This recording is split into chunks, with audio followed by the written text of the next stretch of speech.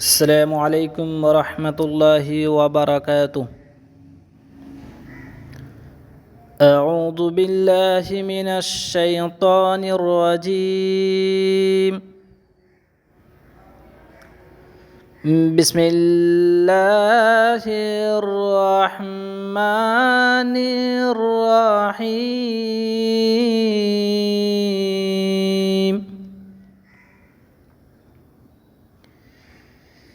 إن الله لا يستحيي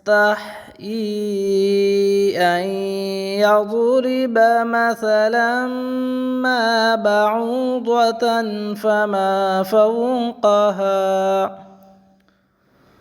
فأما الذين آمنوا فيعلمون أنه الحق من ربهم وأما الذين كفروا فيقولون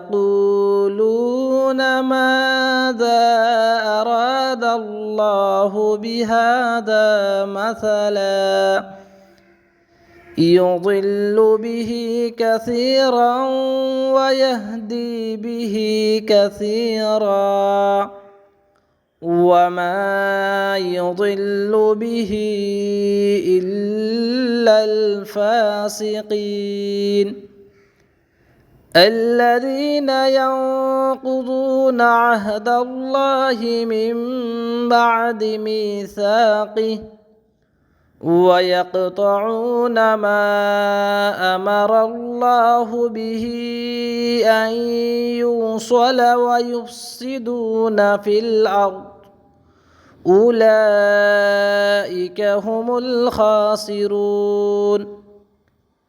كيف تكفرون بالله وكنتم أمواتا فأحياكم ثم يميتكم ثم يحييكم ثم إليه ترجعون.